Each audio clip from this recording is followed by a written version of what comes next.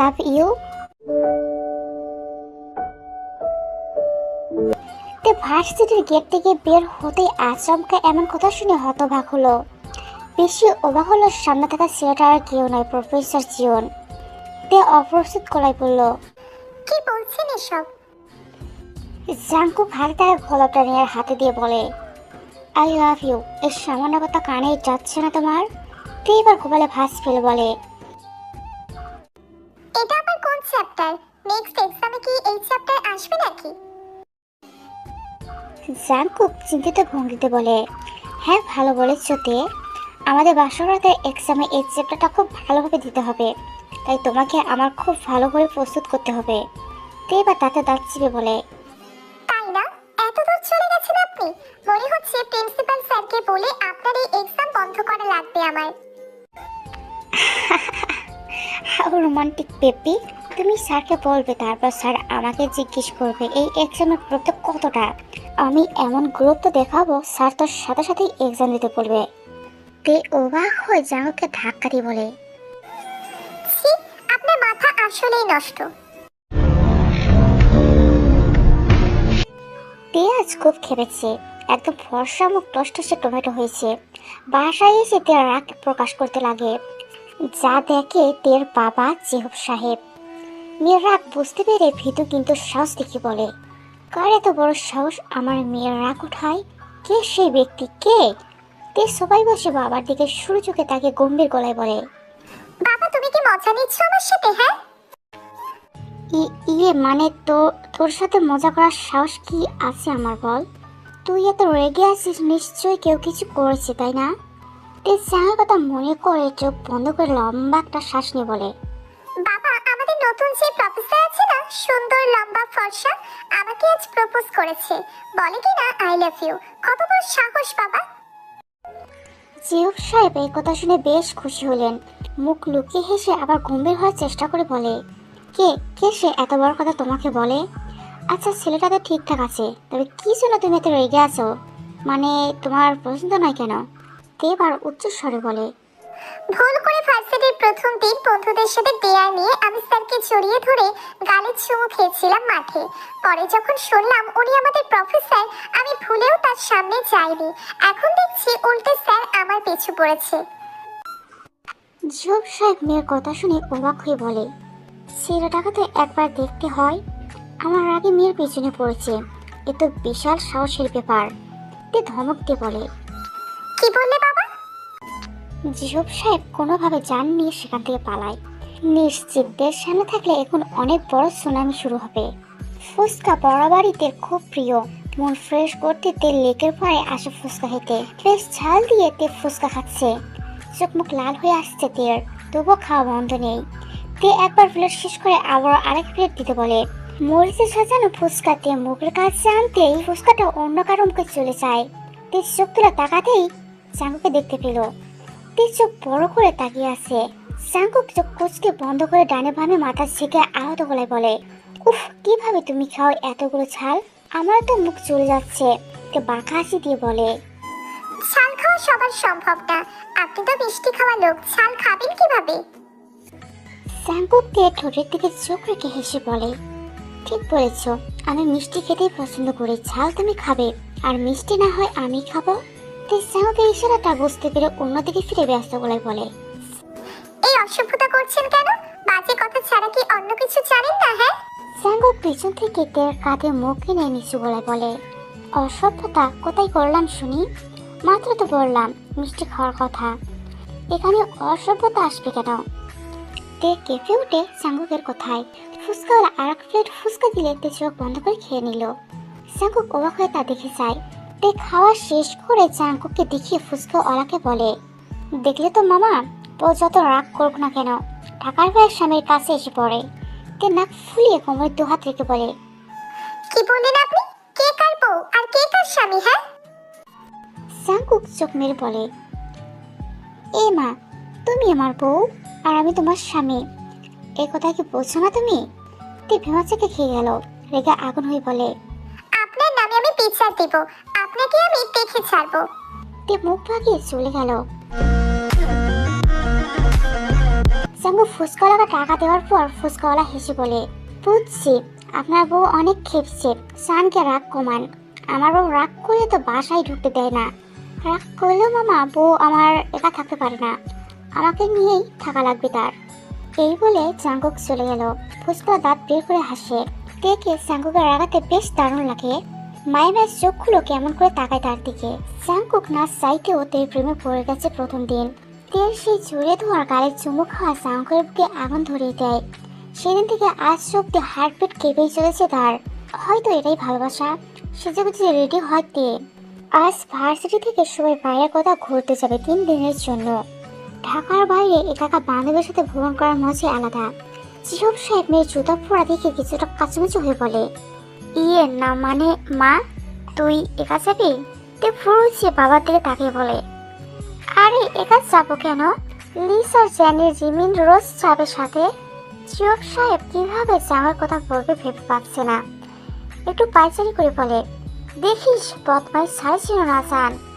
তে কোমরে হাত দিয়ে বলে, প্রিন্সিপাল তো আমার শ্বশুর, যে আমি বলবো আর উনি তার ছেলেকে সাথে নিবে না। অবশ্যই জাঙ্কুক স্যার যাবে বাবা, যেহেতু সে আমাদের প্রফেসর।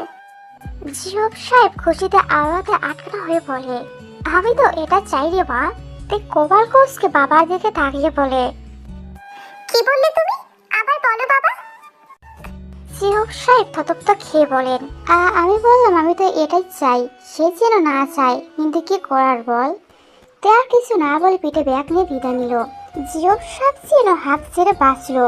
ভার্সিটির সামনে বিশাল বড় বাস দাঁড়িয়ে আছে। বাসে উঠে সিট পাচ্ছে না। এদিক ওদিক তাকিয়ে সামনে থাকা টিচার সিটের পাশে একটা সিট খালি দেখলো। তে প্রিন্সিপালকে বিনয়ের সাথে বলে, স্যার আমি কোথায় বসবো? প্রিন্সিপাল তে হাত থেকে আইডি কার্ড নিয়ে হেসে বলল, তুমি এই সিটে বসবে। কার্ড নাম্বার থেকে নিয়ে তোমার নাম্বার এখানে পড়েছে, তুমি জাঙ্কুকের সিটে বসবে। তে জাঙ্কুকের কথা শুনে চোখ বড় করে তাকিয়ে বলে, কিন্তু স্যার না পিছনের বাসে। প্রিন্সিপাল হেসে বলে, আরে না, ওই বাসে তো জাঙ্কুক রুলস বলতে গেছে। এখন কথা না বাড়িয়ে বসে যাও, নাহলে পুরো বাসে দাঁড়িয়ে থাকতে হবে কিন্তু। তে দাঁতে দাঁত চেপে ঠাস করে সিটে বসে।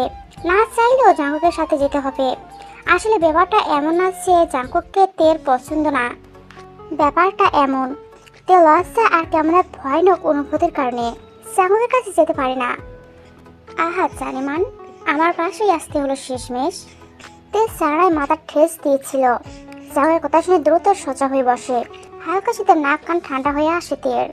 মাথায় থাকা টুপি মুখের উপর রেখে মুখ বাঁকিয়ে বলে, বেশি কথা না বলে চুপচাপ জার্নি এনজয় করুন। আমাকে বিরক্ত করতে আসলে খুব খারাপ হয়ে যাবে মিস্টার ডেভিল। জাঙ্কুকের মুখের উপর থেকে টুপি সরিয়ে নাক টেনে দিয়ে বলে, আহার শোনা আমার, তোমাকে বিরক্ত করার শুনে তো এই সিটে তোমার নাম্বার দিয়েছি আমি। এখন বিরক্ত না করলে ব্যাপারটা অমানবিক হয়ে যাবে না? তে জাঙ্কুকের কোপালের সাথে নিজের কোপাল ঠেকিয়ে কোপাল কোচকে বলে, আপনি আমাকে চালিয়ে মারবেন, চুপচাপ বসে থাকুন, না হলে আপনার নলি গলি কেটে ফেলে দিব। জাঙ্কুক অপ্রস্তুতের কাণ্ড থেকে চমকে গেল। তে মুখ ফাঁকিয়ে অন্যদিক ফিরে তাকায়। জাঙ্কুক হেসে সিটে মাথা দিয়ে চোখ বন্ধ করে নিল। তে অন্যদিক ফিরে অজান্তে হেসে দিল। গাড়ি চলতে থাকে আপন গতিতে। সন্ধ্যা নামতে শীত বেড়ে যায়।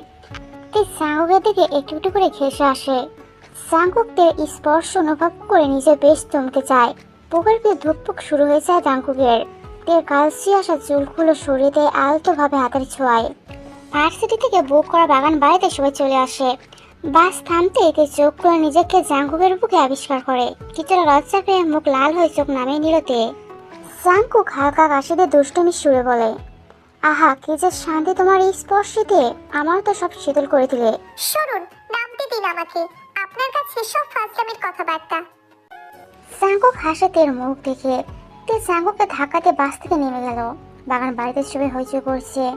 তে ঘুরে দেখছে চারপাশ। রাতের সবাই একসাথে খেয়ে আড্ডাতে যে যার রুমে চলে যায়। পরের দিন সকালে তে বান্ধবীদের সাথে পাশের বাগান দেখতে চায়। হঠাৎ খেয়াল করে বন্ধুরা কেউ সাথে নেই। তে এদিক ওদিক তাকে কাউকে পেল না। ভয়ে গুইসুটি মেরে একটা গাছের নিচে বসে রইল। দেখে দেখতে না পেয়ে লিসার সিয়ানি বাগান বাড়িতে ফিরে আসে। জাঙ্কুক নাস্তা করছিল। লিসা ছুটে এসে হাঁপাতে বলে, সর্বনাশ হয়ে গেছে স্যার। কি হয়েছে শুনি? সিয়ানি অস্থির বলে, স্যার দেখে খুঁজে পাচ্ছি না। আমাদের সাথে বাগান দেখতে গিয়েছিল, কিন্তু হঠাৎ দেখি পাশে নেই। জাঙ্কুক রেগে বলে, কি বললে? তোমরা কি ছোট বাচ্চা যে দেখে রাখতে পারোনি? জাঙ্কুক ছুটে চলে যায় বাগানের দিকে। বাগানের চারপাশে জাঙ্কুক খুঁজতে থাকে, চিৎকার করে তেকে ডাকে, তে কোথায় তুমি? জাঙ্কুক গোলা পেয়ে তের চোখ তুলে তাকায়। জাঙ্কুক একটু সামনে আসলেই তেকে দেখে এগিয়ে আসে। তে জাঙ্কুককে দেখে দ্রুত ছুটে যায়। জাঙ্কুকের বুকে ঝাঁপিয়ে পড়ে তে। জাঙ্কুক তেকে শক্ত করে জড়িয়ে ধরে স্বস্তির নিঃশ্বাস নিল। তে ফুপিয়ে কেঁদে বলে, আমার খুব ভয় লাগছিল এখানে। কোথায় ছিলেন আপনি? জাঙ্কুক তের মাথায় চুমু দিয়ে শান্ত করার চেষ্টা করে বলে, এই তো আমি চলে এসেছি, আর ভয় পেও না সান, চল আমরা ফিরে যাই। তে জাঙ্কুকের বুক থেকে মুখ তুলে লজ্জা পেল, চোখ মুছে স্বাভাবিক হওয়ার চেষ্টা করে। হ্যাঁ, ফিরে যেতে হবে। জাঙ্কুক গাল ফুলিয়ে নিঃশ্বাস নিয়ে হাঁটা শুরু করে। তেও পিছু পিছু যেতে লাগে। রুমে এসে তে বিছানা গা এলিয়ে দেয়। কখন যে ঘুম নেমে আসে বলতে পারবে না। না চাইতেও ঘটে গেল এক অবাক কাণ্ড। সন্ধ্যা চা খেতে তে বাইরে আসে। তের পিছু জাঙ্কুকও চলে আসে। দুজনে এই ঘনছুটির মাঝে এলাকার কিছু লোক তাদের ঘিরে ধরে। পোশাক থেকে ধারণা করে তারা এখানে প্রেম করতে আসছে। এত বুঝিয়ে কেউ শুনতে রাজি হলো না তাদের কথা। এক প্রকার ধরে পেতে বিয়ে দিয়ে দিল দুজনের। জাঙ্কুক আর তে পাশাপাশি হেঁটে বাগান বাড়ি যাচ্ছে। জাঙ্কুক খুশি যেভাবেই হোক না কেন, তে ওর বউ হয়ে গেছে। তে গাল ফুলে জাঙ্কুকের দিকে তাকিয়ে বলে, সব ঝামেলার মূল আপনি। আমার পিছু না এলে বিয়েও হতো না। জাঙ্কুক থেকে কাছে টেনে এনে আদরে গলায় বলে, ওপরওয়ালা জানে আমি কতটা ভালোবাসি তোমাকে, তাই আমাদের মিলিয়ে দিয়েছে। আজ থেকে সত্যি তুমি আমার বউ। তে জাঙ্কুককে ধাক্কা দিয়ে হাঁটতে শুরু করে। না চাইতো এক অবাক কাণ্ড হয়ে গেছে। বাগানে ফিরে দেখে সবাই আড্ডা দিচ্ছে। তেও আড্ডায় মেতে ওঠে। সবাই বেশ আনন্দ করে। জাঙ্কুক বেশ ড্রিঙ্কস করে আজ। রাত তখন 12টা। নিজের রুমে যাওয়ার সময় তে জাঙ্কুককে দেখে হেলে দুলে আসতে। তের সন্দেহ লাগলে এগিয়ে যায় জাঙ্কুকের কাছে। মুখ থেকে আসা গন্ধে তে ভ্রু উঁচিয়ে বলে, কিসব খেলেন আপনি? হ্যাঁ, জাঙ্কুক হেসে তের গাল ছুঁয়ে মাতাল কণ্ঠে বলে, আই লাভ ইউ জানো প্রিয়া। তে বুঝলো জাঙ্কুকের মাথা গেছে। জাঙ্কুক রুমে নিয়ে আসে তে। রুমে লাইট অন করে জাঙ্কুকে বিছানায় বসিয়ে তে চলে আসার প্রস্তুতি নিতেই জাঙ্কুক পেছন থেকে হাত টেনে ধরে। তে অপ্রস্তুত পেছন ফিরে বলে, আবার কি হলো? জাঙ্কুক থেকে হুট করে জড়িয়ে ধরে মাতাল কণ্ঠে বলে, সকালে তোমাকে না পেয়ে মনে হচ্ছিল আমি মরে যাবো তে। তোমাকে না দেখলে আমার বুকটা ফাঁকা ফাঁকা লাগে। খুব খুব বেশি ভালোবাসি তোমাকে তে। I love you, I love you so much.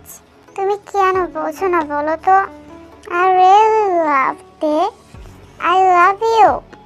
এখন বিষয়টাই রাজি হই, পরে না হয়। তা না হলে ইনি তোমাকে ছাড়তেও চাইছে না। ঠিক আছে, আপনার ভালোবাসা গ্রহণ করলাম। এবার আমাকে ছাড়ুন, যেতে দিন আমাকে স্যার। জাঙ্কুক থেকে টেনে বিছানায় নিয়ে আসে। তে অপ্রস্তুত হয়ে জাঙ্কুকের শার্টের কলার চেপে ধরে। জাঙ্কুক নেশা করার চোখে তেকে দেখে যাচ্ছে। दीवाना बिन सजना के माने ना। তের বুক কাঁপছে খুব, ঠোঁটো কাঁপছে তের। জাঙ্কুক তের কপাল থেকে আঙ্গুল ছুঁয়ে বুক অব্দি নিয়ে আসে। दिल दीवाना बिन सजना তে চোখ বন্ধ করে নিল। জাঙ্কুক এক এক করে নিজের শার্টের বোতাম খুলে নিল। के माने ना। ये पगला है তে গাল ছুঁয়ে আলতো চুমু খেতে লাগে। তে আবেশে হারিয়ে যায় জাঙ্কুকের স্পর্শে। समझाने से समझे ना। ये জাঙ্কুকও মেতে ওঠে চরম ভালোবাসায়। তে এখন পাগল প্রায়। জাঙ্কুকের এই অবস্থা দেখে নিজেকে আর রাখতে পারে না। দ্রুত চিরচ্ছেদ ঘটিয়ে মিশে যায় একে অপরের সাথে।